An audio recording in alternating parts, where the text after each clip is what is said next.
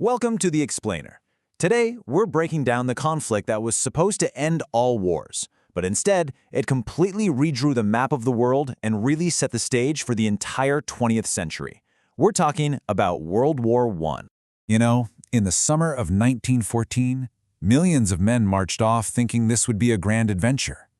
The common belief, the promise, was that they'd be home by Christmas.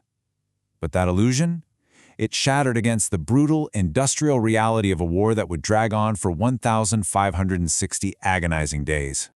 So, how on earth did a single assassination in the Balkans manage to drag the entire globe into war? Okay, let's trace the steps that pushed Europe right over the edge. It all started with the assassination of Archduke Franz Ferdinand. Now, you have to understand, Europe at this time was just simmering with tension and tangled up in this web of rigid alliances. This single act was the spark. Diplomacy never really had a chance because the great powers were locked into these treaties that basically demanded military action.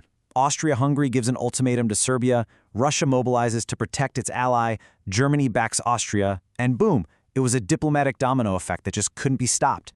And just like that, within weeks, Europe split into two giant armed camps. On one side, you had the Central Powers, anchored by the industrial powerhouse of Germany and the sprawling Austro-Hungarian Empire, and facing them, the Allies, a massive combination of France, the British Empire, and the huge Russian Empire. Germany knew it couldn't fight a war on two fronts for long, so they had this grand strategy, the Schlieffen Plan. The whole thing relied on pure speed, a lightning-fast knockout blow against France, right through neutral Belgium. But it didn't work. Heroic Belgian resistance and a desperate stand by the Allies at the Battle of the Marne completely shattered that dream of a quick and easy victory. With those initial plans in absolute ruins, both sides just frantically dug in, and the war entered this horrific new phase, a phase defined by one single grim word: stalemate. Yeah, the conflict completely transformed. It became this grinding war of attrition. Victory wasn't about brilliant maneuvers anymore. Nope, it was about which side could absorb the most staggering losses. The goal was simply to outlast the other guy, to literally bleed them white.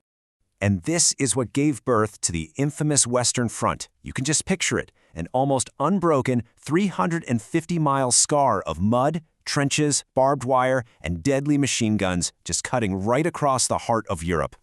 The human cost of this new kind of warfare was, well, it's just hard to wrap your head around.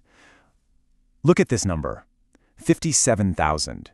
That was the number of British casualties on the first day of the Battle of the Somme alone. That's the single worst day in the entire history of the British Army. But, amidst that unimaginable slaughter at battles like Verdun, where the German plan was literally to bleed France white, a grim determination took hold. And it's perfectly captured by this famous French rallying cry, a promise that no matter what, they would not break. They shall not pass. But look, the trenches of the Western Front weren't the only place this war was being fought. This conflict just spilled across the globe, becoming the first truly world war. It was fought on the high seas, with new weapons like the German U-boat challenging Britain's naval supremacy. It was fought in the far-flung colonies of Africa and Asia, and new players jumped in, like Japan, who sided with the Allies to snatch up German territories. And this really shows you Britain's critical advantage right at the start. With the world's most powerful navy, Britain could slap a crippling naval blockade on Germany, slowly strangling its economy and its ability to import food and supplies. For years, that brutal stalemate just held. But then came 1917, and it would prove to be the breaking point, a year of revolution and reinforcement that would change the whole course of the war.